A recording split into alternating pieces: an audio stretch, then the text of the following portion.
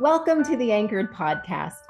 Have you ever wondered how to stay grounded in your faith amid heartache, confusion, and a seemingly mass exodus of people leaving the faith? My name is Roseanne Dawes. And I'm Stephanie Frankham. And we've discovered that being anchored in Jesus Christ is the key to navigating these rough waters.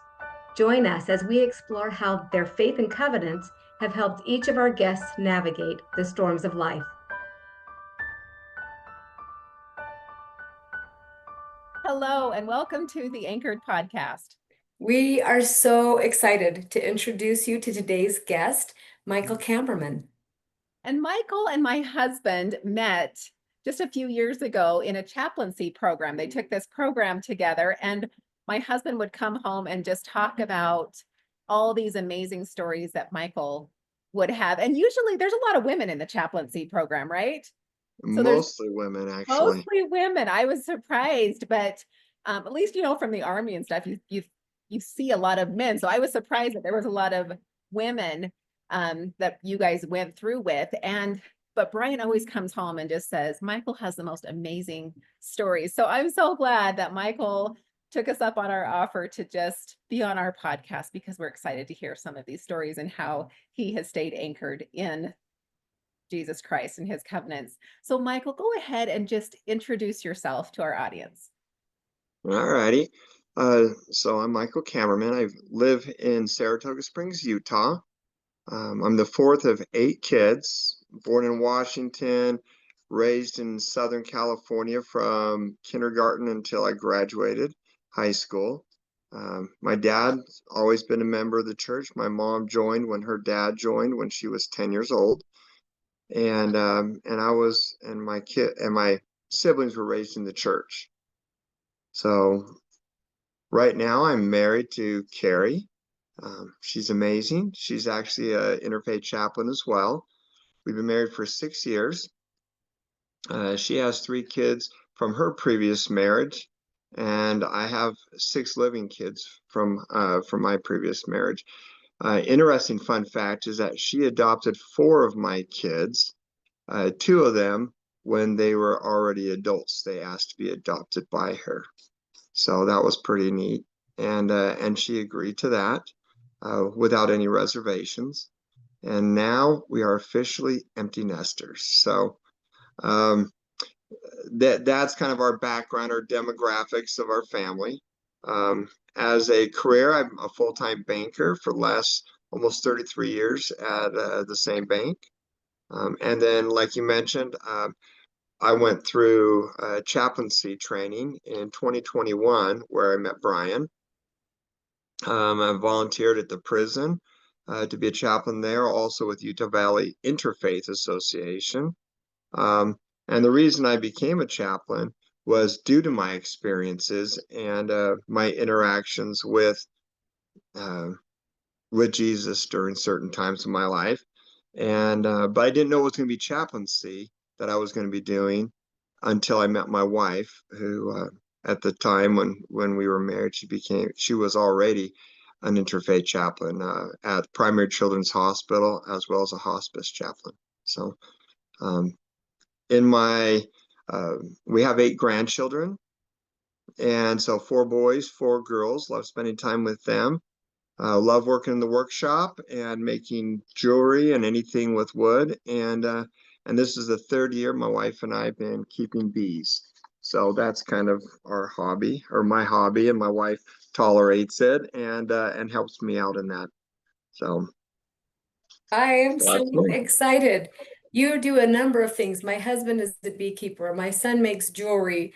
Anyway, I am so excited to hear your story, especially. I'm hoping that we get to talk a little bit about prison. And if not, that's okay. But I am really excited. If you want to go ahead and just jump in, you can get started wherever you think you need to start. Okay. As I was thinking over the last number of weeks about experiences that I would share, and as Roseanne mentioned, Brian would mention, there's a lot of stories in my life. A majority of them, or the most challenging, were ones involving my kids. Before kids, life was pretty simple. And when there were challenges and faith crises and things, it was between me and God, and I was able to, overcome challenges growing up, and the occasional stints with being the black sheep of the family and so on. But it was nothing. Those events of my life and my challenges growing up was nothing compared to the challenges with my children that involved them, and especially the ones that involved them where they were hurt due to no fault of their own.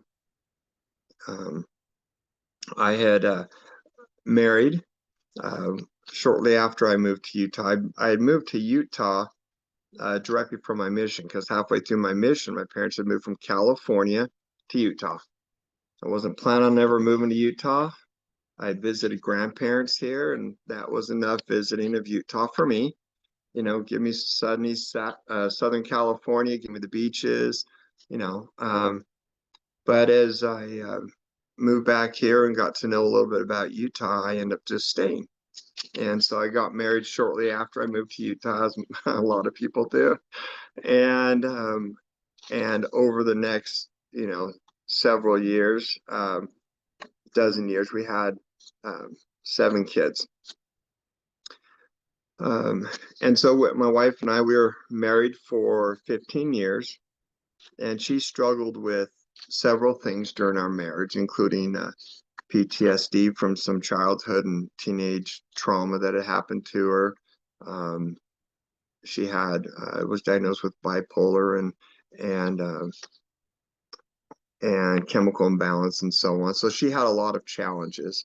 And at one point, she decided that it was a little bit too challenging to raise the kids, or to help raise the kids. And so at the time she left, my kids were about 1 to 11, in that range, and I had 7 of them, two girls and 5 boys. And the divorce in and of itself wasn't difficult, but the effects that it has on the kids, a lot, and half of the country goes through a divorce. Families go through divorce, which is unfortunate and really sad on the children part for them, and but they happen, but the hardest part started the day she left. As she left, she told the kids that, some days you need to think of me too, and put it on them as where they felt it was their fault. And so, we dealt with that, and kids going to therapy and stuff, and trying to get the help they need.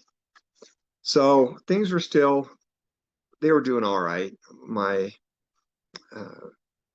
brother and eventually my parents came to help me with the kids, because being a single dad raising 7 kids, living about 50 minutes from where I worked at, because I commuted about 45 to 50 minutes each way, they came to help me, and they sold their house, and at this time they were living in Georgia at this time. The part that was difficult was later on. I started feeling something was not quite right. My kids would say some things and make comments about what was happening, and they were being taught some anti-church doctrine, and I didn't realize how serious it was. And so it was really challenging, because they started questioning things that they were taught that my ex-wife at this time, and I had taught them since birth. And so they were starting to have a lot of challenges, questioning their belief system and their faith traditions. And we were working through that and trying to see the best way to go forward, when the second person that she had married started abusing my children. And that was the beginning of the really hard part.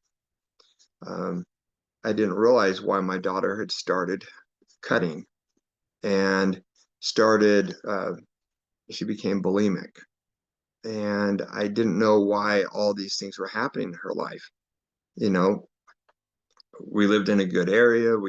She had lots of friends, but on the every other weekend and on some vacation days, they would go down to their mothers where the abuse would happen.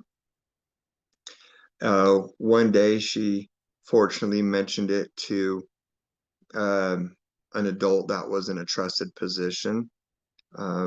And they went ahead and got the police and the Children's Justice Center involved. And that's when things really started becoming an extra challenging time for us. My kids had to testify at trial, but prior to the trial, there's all the interviews. Interviews after interviews, and as much as Children's Justice Center and the police and detectives were super good, it's still traumatic on the kids. And at one point, I started catching wind of how bad the abuse was when they filed 32 charges against this person. And as my daughter was going to be testifying in front of this person, she went ahead and shortly before that, she tried to take her life. And I remember being at the hospital with her, and as they were making sure they were getting all the drugs out of her, and she had overdosed, and she just didn't know if she could testify. And so we were able to get her into some treatment and some help and things, and get some support, including BACA, which is the Bikers Against Child Abuse, and they sat with us in the courtroom. And the difficult thing was watching her mother sit behind the defendant and not supporting her kids when all this came out. And so that was a huge challenge for me watching. And then my daughter asking for me and my boys to leave the courtroom, as she had to describe to the jury and to the judge what had happened to her, because she didn't want us to hear the details. And so that was probably, up to that time, was probably the most difficult thing that I had ever experienced. And why should my kids be hurt? It wasn't fair. They did nothing wrong. They were great kids. And but yet they were being caught in this trauma and this horrific life that was going on with them. And so, at that point, trying to come to grips with their challenges, and it's like, okay, God, I know there's a higher plan in this, but I didn't know what it was. And I was struggling to try to make sense of everything. And I think the biggest thing was I had absolutely no control over any tangible control over anything. But the only thing at that point that could get me through was my reliance on Jesus Christ, and that he knew what my kids were going through, that God and Jesus would know how best to help them. I just wasn't seeing that help right away. Eventually the guy was found guilty of 9 of the 32 charges, and we continued on with our lives. My daughter continued to have some struggles. Later on, I got a phone call from the police, and they asked if I had known a certain person. I says, "Oh yeah, it's my ex." They said, "Well, we just got notified by a witness that she had hired someone to kill me. And that was a little bit interesting. And I thought it was like my friend playing a joke on me or something, a morbid joke. And I'm like, oh yeah, sure, whatever, it's, and he says, no, you need to take this serious. And he had called like at 9 o'clock at night. And I'm like, and it said from a blocked phone number. So I'm like, okay, I'll take it serious. And I hung up and I'm like, oh, that was kind of a weird phone call. Well, the next morning I showed up at the police station to make sure, number one, it was, it was legit. And then to see how serious really it was. And sure enough, the police officer that had called me the night before was there at the police station still early that morning, and didn't say, yes, there's been multiple people hired. We interviewed a witness. The other person is out on parole, is with the Hells Angels, and that's one of the guys that was solicited. And so I'm like, okay, that's interesting. So what should I do? And so they put extra patrols around the house, put more security features in the house with alarms and cameras and more locks and so on. But then again, the hard part, that wasn't the big deal for me, I guess, if you would put it that way. It was the kids seeing their mom on the news, and they were out looking for her. It took them about 4 or 5 months, I think, to find her.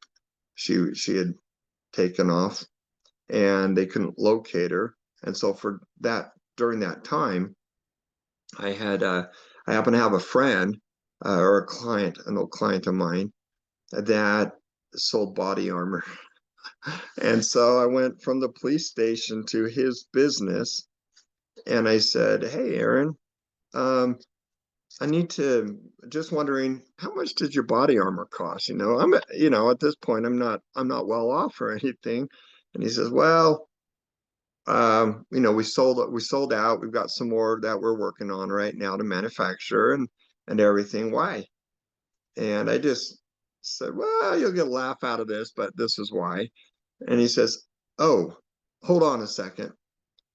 He went over to a mannequin, pulled off this leather jacket and says, well, you can't tell, but this has it in it. So you wear this. And I said, well, how much that cost me? And he says, oh, nothing. He says, but if you get shot, I want a testimonial. Okay. I'm like, deal. And so I would wear this and my kids knew it. And they were always concerned. Every time I left, it was, Daddy wearing your jacket, Daddy wearing your jacket, going to different places to work during this time because, didn't want to keep the same routine, and being on the lookout. So watching these kids, seeing that, I mean, how often do you see on the news, oh, your mom hired someone to kill your dad, and it's just, those parts were difficult, and again, where's God in all this? Why are my kids seeing this happening? At this point, my ex had no custody of the kids. She was not allowed to see them for well before this time, and due to some other things that she had done, and so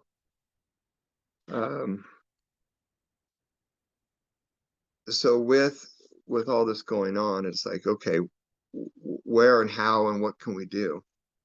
A couple of my kids, they tried to kidnap my kids from school, and the teachers were able to prevent that from happening as she walked into the school to try to take my kids.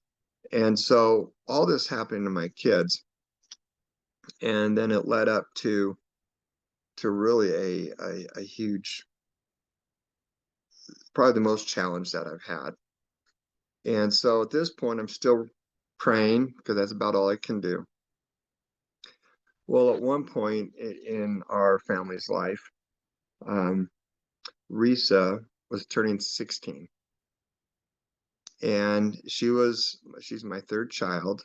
So I have girl, boy, and girl, and then the rest boys. And so she went ahead and got her driver's license, and she went ahead and um, had gone ahead and, sorry, this part is a little bit more challenging to go over. She went to the driver's license bureau, got her driver's license, and then it was 7-Eleven, July 11th. And of course, on 7-Eleven, you can go to all the 7-Elevens and get free Slurpees, right? And so she took all of my kids and they went and got free Slurpees. Everything was going well, and then the next morning, well, let me tell you a little bit about what happened that night. My mind just jumbles on this. I mean, I have it vivid in my mind, but she went ahead and was singing my kids to sleep, as she often did with her guitar. She'd play the guitar, she'd sing.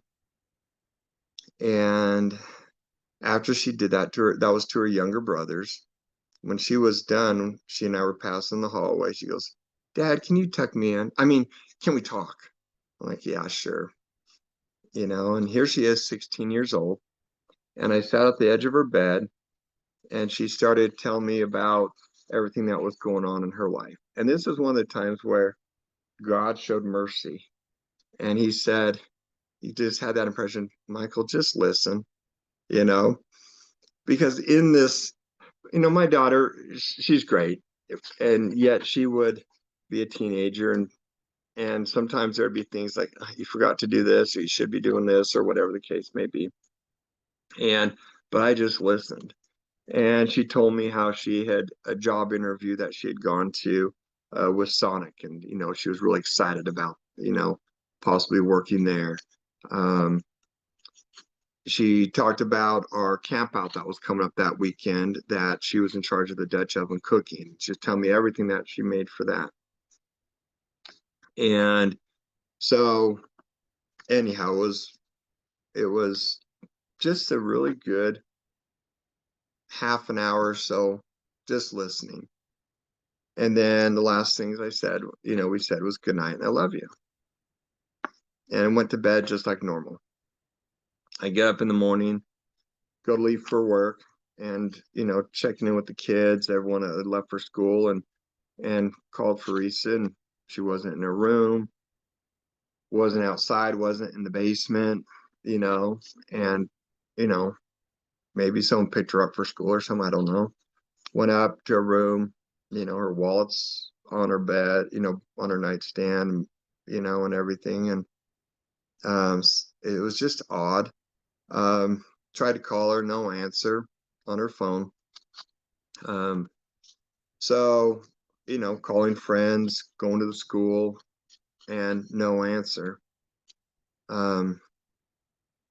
So at this point, I'm going back to the house, I'm calling the police and saying, "I can't find my daughter. She's not at school. Don't know what's going on." And, in the past, she had, had some challenges in the past. So I was a bit worried about her, if she had a relapse or something. And as far as with her thinking and stuff, but she seemed on top of the world. And so as I'm talking to the police later on, I shortly thereafter, I get a phone call from this random phone number.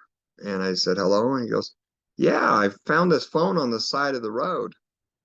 And I put the battery in it, and I could see on the broken screen that you kept trying to call. So I called you from my number.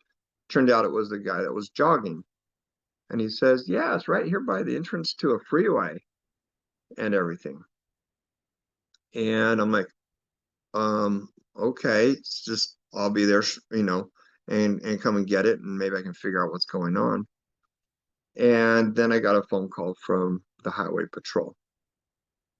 And they said, "There's been an accident, and your daughter's involved in this accident, and they're life flighting her to the hospital." And she was the accident happened down in by Penguich, which was a long ways from us, and on I-15 South. So I immediately got in the car, and I'm hitting, 90 miles an hour heading to the hospital. They said they were flying her to St. George Dixie Hospital because that was the closest hospital there was. And so I'm just nothing but praying the whole time there. Two of my boys were in the car with me at that time, my two younger boys. And so heading out, and it's the longest 3-hour drive to get down there. How fast I was driving, it was 3 hours. Hospital wasn't returning my calls. The police wouldn't return my calls. Couldn't get a status update on my daughter. I'm thinking the worst, when you hear about life flight. And so the whole time, I've never at that time had prayed so hard, and my boys are praying, and it was a nonstop prayer the whole way down. And between that and then keep trying to call the hospital and get no response. Sorry, she's on her way, By the time I got almost to the exit, they finally said, oh, they actually are flying her directly to Utah Valley Regional Medical Center it was University Medical Center in Las Vegas. And so I'm like, why? You'll just have to get there and they'll explain everything. So fill up with gas, keep going to Vegas. When I get there, the doctor, they told me to go up to the pediatric intensive care unit. And the doctor told me to come into his office and had the two kids wait out in the waiting room. And every movie that I'd ever seen that started out a conversation with the doctor that way never turned out well. And those were flashing through my mind. And he said, just so you know, there was a rollover that happened. Your daughter was involved. And someone had performed CPR, got her heart started again. She had been ejected from the vehicle, and they flew her to the hospital. As they were landing at Dixie, and they were wheeling her out to take her inside, her heart stopped again, and they were able to restart it, but realized they weren't equipped to handle the trauma that she'd gone through. So they put her back in the helicopter and flew her down. When they landed at UMC in Vegas, it's a wonderful place, great people there, and her heart stopped again. And they revived her again. And the doctor said she's really suffered some serious injuries, and we don't know if she'll survive the next few hours.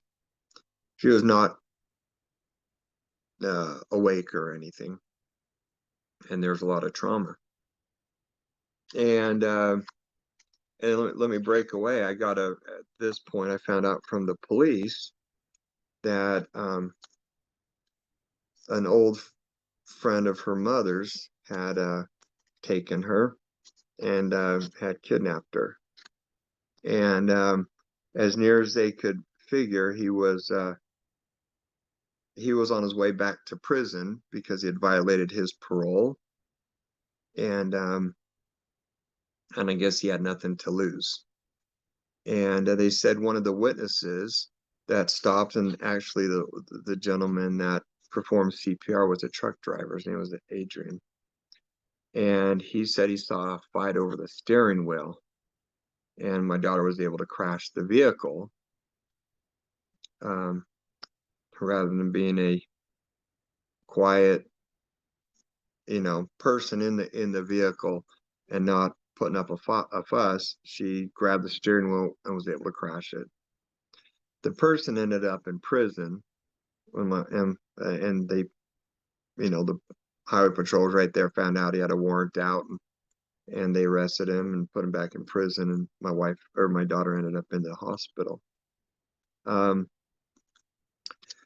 so that was in the background, found that part that happened. Turns out he had thrown out her phone so she couldn't be tracked and all that kind of stuff. So I was allowed to see Rhysa. My wife and kids at that point came down. I was married at the time, remarried at the time. Everyone came down to basically say their goodbyes. But we never stopped praying for her. And then the whole congregation at church decided to have a fast. And I was fasting. Our whole family was fasting and praying. And it's like, you know what? If ever there's a worthy cause, this is it. And some of my kids had struggles spiritually, due to some of the things that happened with the anti stuff and so on with their mother and other events that happened in their lives. And so I'm like, what a testimony building miracle this would be if she's saved. And so for 16 days, it was touch and go. And then she seemed to stabilize, or so we thought. She was hooked up to machines the whole time. And by this time we were at Ronald McDonald House, and with the kids and things, and I was just staying at the hospital. And then after 16 days,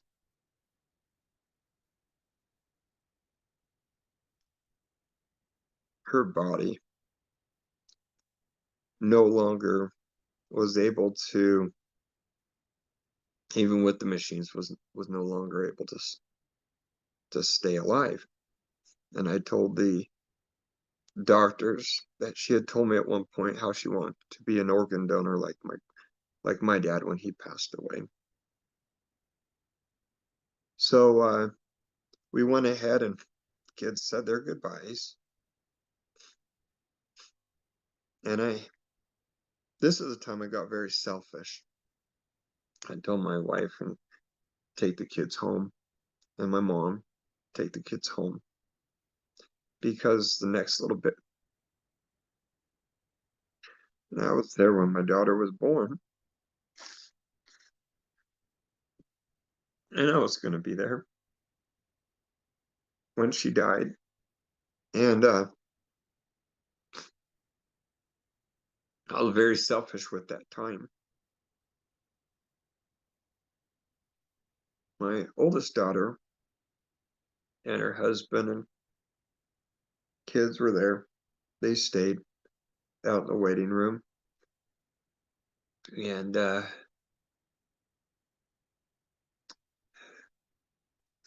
they went to just let the machines turn off, so I couldn't hear any of the buzzing, the beeping or anything anymore. And there's me and the doctor and two nurses and Rhysa. And I remember the doctor just looking at her and saying, I wish, Rhysa, I'm so sorry. I wish we could do more for you. And I just held her hand as she took her last breath. And that's where the challenge started. Because here my kids, the ward, the whole church, the neighbors, people that were part of the church, people that were not, people that were at my work, everybody was praying for her. And even and the kids have such innocent faith, you know. God's got to be able to go ahead and answer those prayers. And I was so worried now about my kids.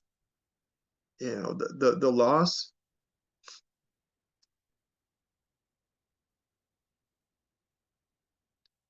the hole in our family, not having her physically present, is just deafening, just astronomically.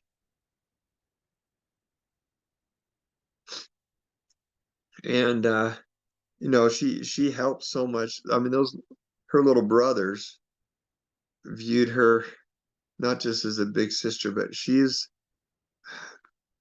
almost a mother figure, if you will, because you know they were 1 and 2 and 3 when, you know, with their mother gone, and sure they'd see her on the weekends and so on, but not nightly, you know. And Rhysa was there to sing them songs, to play the guitar for them, to, you know, and this wasn't fair for them at all. And I was so worried about the challenges that they would be facing. And rightly so. Some of my kids decided to self-medicate to try to deaden the pain. And had one so much got involved with illegal drugs to deaden the pain, and he ended up in jail. You know, he's come a long way. He's sobered up, went to rehab, and he's phenomenal now. It's been a lot of years, and he's married with our 4-year-old, almost 4-year-old granddaughter, and he and his family are just phenomenal. But watching the kids and this spiral downhill on some of them, and other ones chose different, healthier methods, and other ones just kept it bottled up and are just now dealing with the effects, you know, that over time. And when you don't address and I was, you know, caught up in my own grief, you know, going to work, you know, and still trying to take care of my kids. And so I remember trying to get answers. And there's been a few times in my life that God has given me some very direct answers in my life, where it was, I'm looking around to find out who was the one talking and give me that answer. It was so vivid. But that's a rarity. God makes me work for my answers a whole lot. Or at least that's what it seems like to me. And so I didn't sleep much, you know, for that next year. Some of my kids, you know, didn't want to go to church anymore. There's really no God. If there was a God, why would he let this happen, etc., you know? And you can give all the right answers. It doesn't help when they're grieving, trying to make sense of it. And to them, it makes more sense that with some of them, that there must not be a God. And some of them have found their way, are finding their way in a different spiritual way now. So we lived on a cul-de-sac on the top of a hill, you know, the last street on these foothills. And I remember at night after the kids are in bed, I'd walk up and then I'd go up the trails, and where I can be at a place where no one would hear me. And I could have some loud conversations. And I remember I was not mad at God.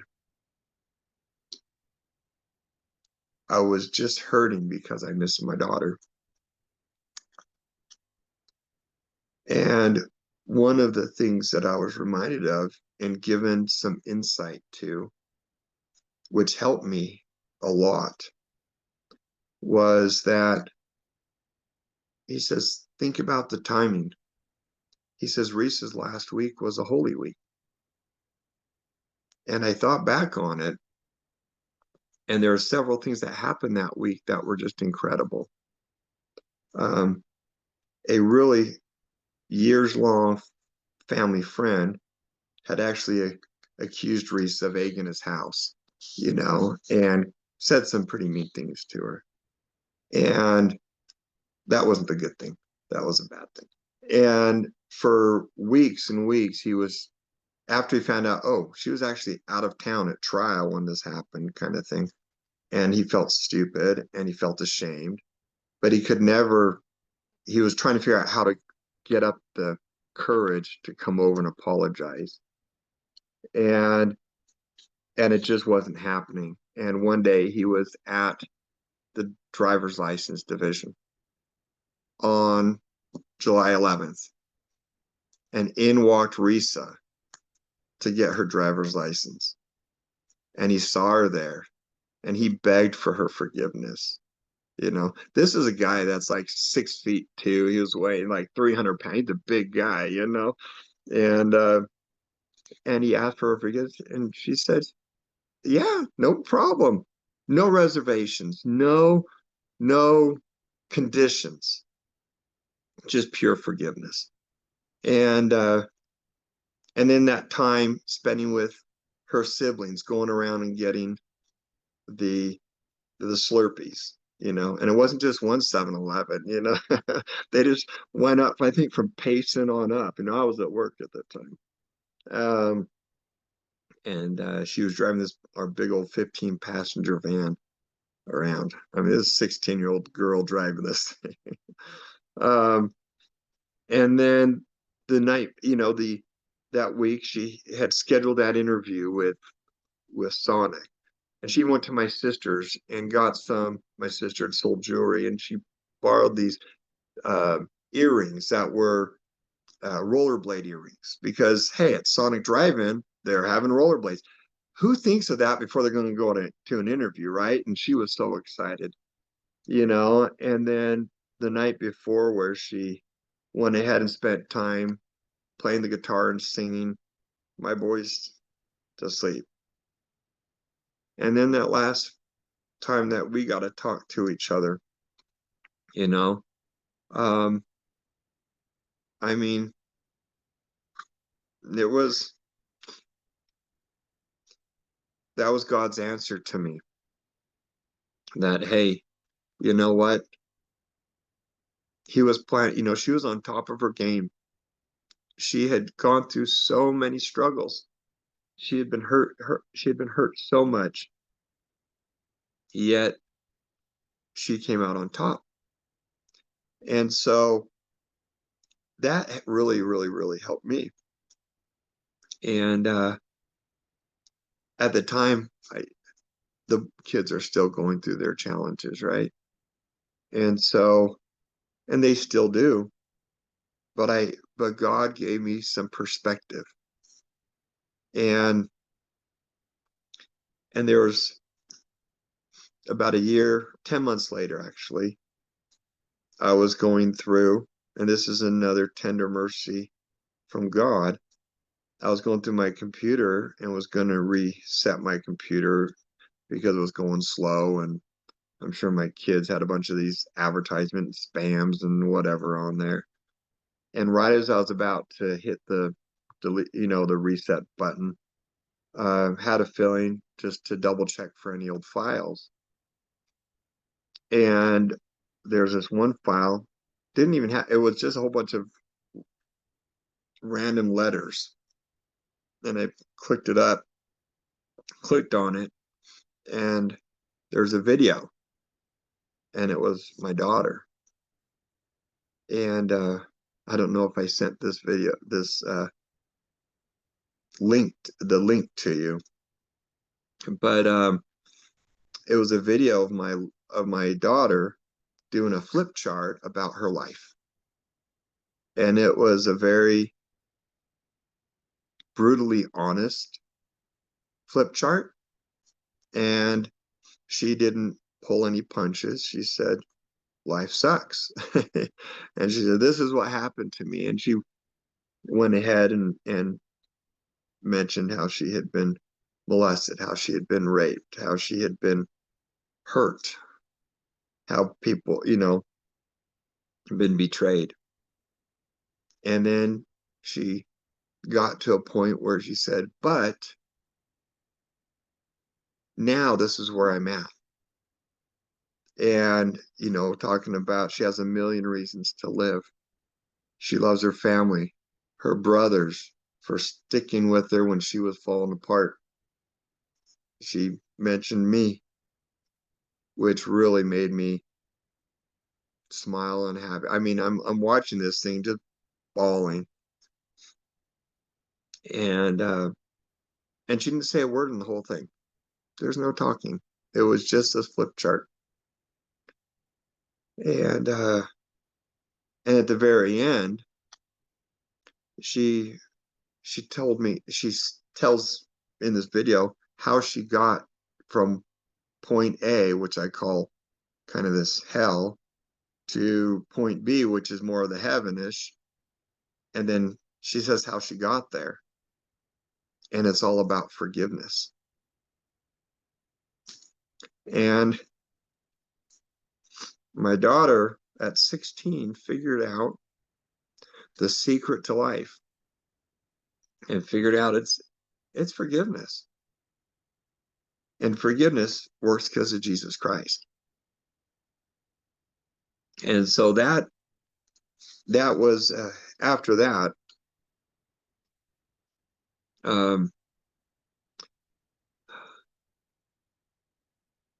that I decided, my brother actually, who worked he had worked at a high risk place for kids, had told me that I need to go ahead and post that for people to see. And it was pretty private stuff that she was talking about, and I wasn't so sure about it. But he said, what other kids could benefit from learning, that there is hope? I said, okay, well, I'll just edit out a few of those things. And he goes, what right do you have to do that? It's your daughter's video. She put it in there. And I didn't know why she had made it or anything at the time. And so sure enough, we went ahead and uploaded it. I'd never uploaded something before. I didn't even know what it meant to upload a video to YouTube. So he had to tell me how to do it. And so I'm like, all right, I'll figure this out. So we uploaded it to YouTube, and it has since helped a whole lot of people. And I've heard from some of them directly. And so that's been a comfort. And over time, as I've watched my kids go through their own struggles, some of it due to situation with the divorce and all those things that we talked about, and other things that they challenges they've had in their life. I'm watching God work in their lives. Jesus knows our pain. He knows our suffering.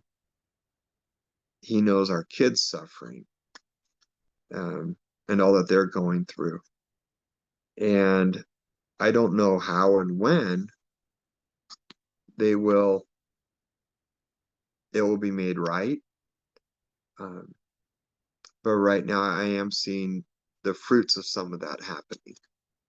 And it is bittersweet. It's sweet that I'm seeing some of these events happen in their lives and some good things happen in their lives, but it's bitter also knowing where they came from and how it was. So, and with that forgiveness, and this part I haven't shared with my kids.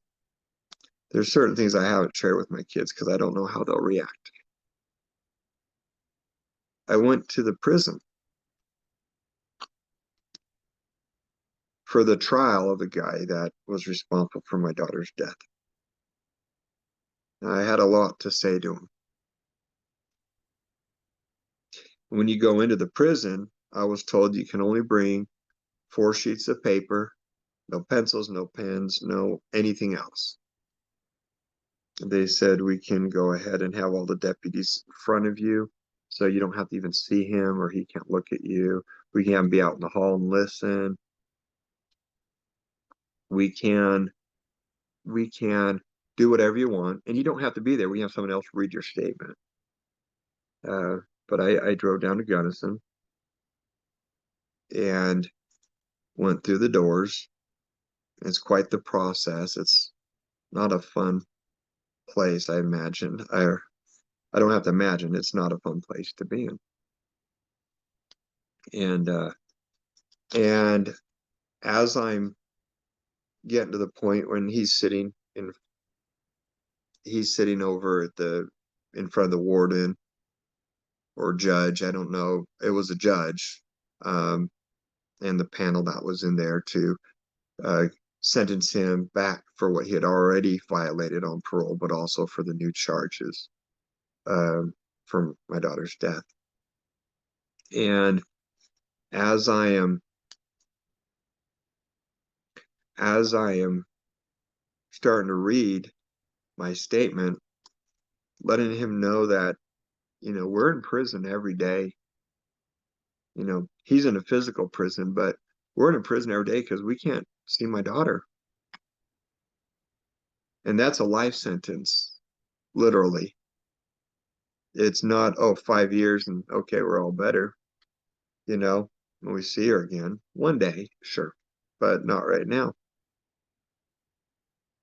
And I remember the judge looking at me and said, or right before that, they said, you can say what you need to. And so I'm telling him this stuff, and then I stopped and I says, my daughter would want me to forgive you.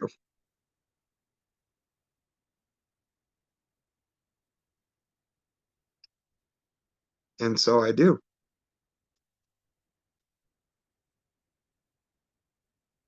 And I certainly hope that these experiences will help you out and aren't for naught. And then the judge, after I was done, and it was getting time for, they're going to be doing some sentencing, and asked what I would want. And I says, that's not for me to decide. Whatever you decide, And then he looked over at the defendant. He says, I was going to throw the book at you. And so, but based upon what, Mr. Kammerman is saying, maybe there's some mercy in there too. So I left at that point. I didn't stay for the rest of the sentencing. I said, I'm going to leave this in your guys' hands. I really don't even want to know what the sentence is because it will never be enough. But I don't want that to be a part of me anymore. And I got in my car and I felt this, as I had said, I forgive you, I felt this weight lifted off my shoulders. But as I got in the car, I started having second thoughts or regrets. I'm like, oh crap, what did I just do? What happens if he gets out earlier than he normally would and he hurts someone else? What happens if this, And I'm driving home and I'm like, and for an hour, it was a couple-hour drive. And as I'm driving home, I was just battling with myself. I'm like, wait, I just felt good, but wait a second. And I'm like, I can't do this anymore. I turned on the news as I was driving and I heard a guy being interviewed. And right at the moment they were interviewing, they said, and your daughter was killed. by this person. What do you have to say to him? And he started just, I could feel his pain. I could feel his anger. And he was just, this person should, and he proceeded to let him know how he felt, which is not unlike how I had felt before too. But I could feel the hate and the anger. And I immediately was drawn to the word cancer. And I'm like, it's a cancer that's going to consume him. I could see that. And I said, I can't hold on to hate. There's not enough room in me for hate and for love. I've got to make a choice. And forgiveness was what was the right thing to do. I guess I'm afraid. I haven't told my kids because I don't know how they'll be. How can you forgive someone that's responsible for our sister dying? But maybe they do need to know. Maybe that'll help give them permission to let things go. I don't know. I don't know what's right or wrong on that. So that's my story, my Rhysa, and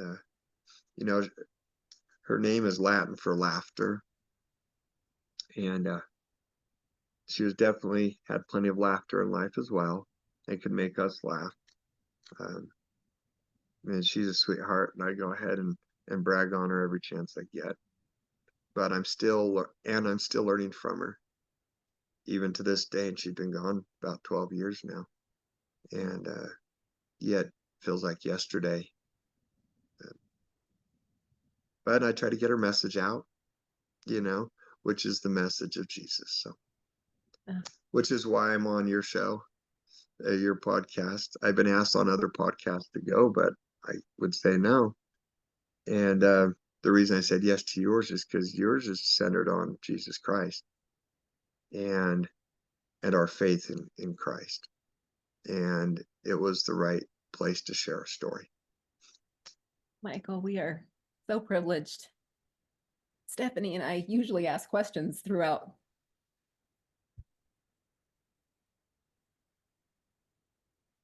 But I'm sure I just felt it was sacred space to be able to share that with us and with our audience. We didn't want to interrupt. Every time there was a question that came to my mind, how did God show up for you? How did, how you would go right into that piece and you just threaded it all together, because that is how is Jesus showing up in the hard in our lives, because he's there, but it's not easy all the time. And we're just so grateful for you to share the hurt, the hard, the vulnerability that it takes to just share that. We're so grateful for you today. So with that, with all of this hard, why do you choose to stay in the Church of Jesus Christ of Latter-day Saints?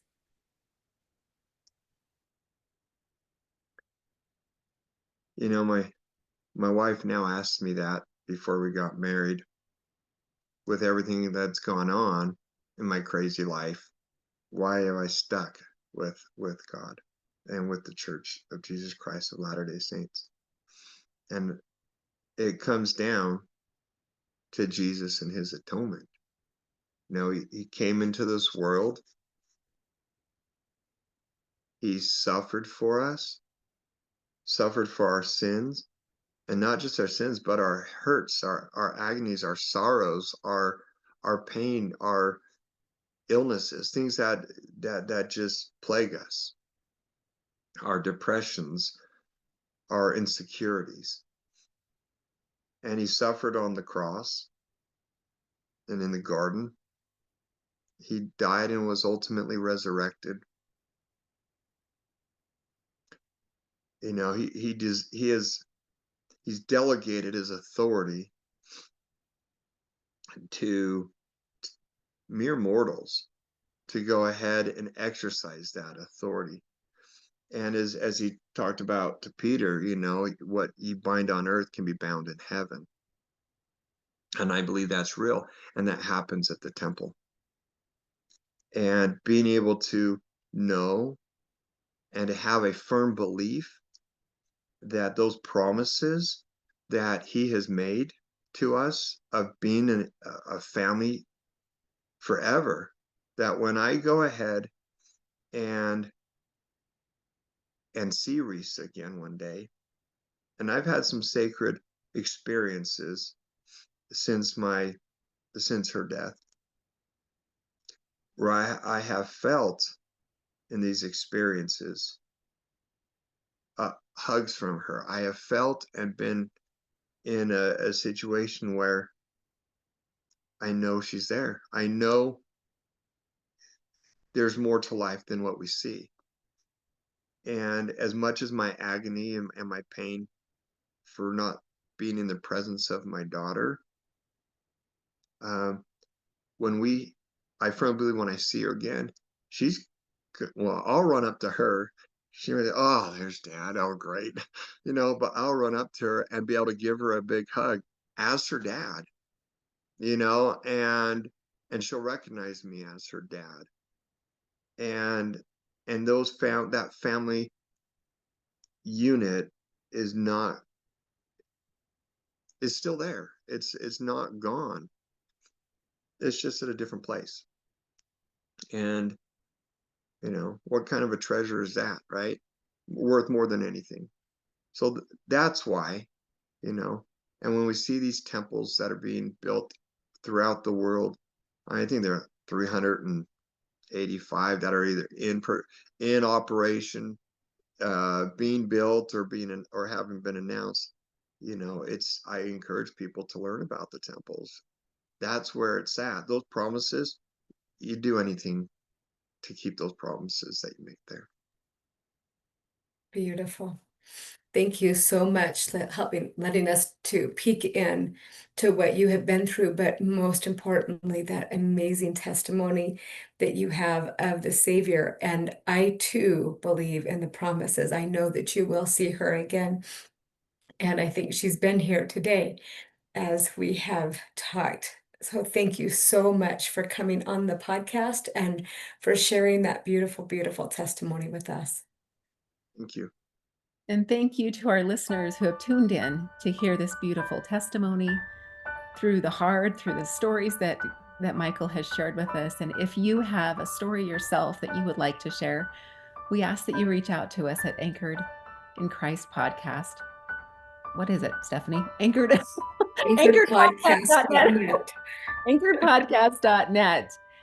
There's a form that you can fill out, and we would love to hear your story too. Until next time, thanks for joining us.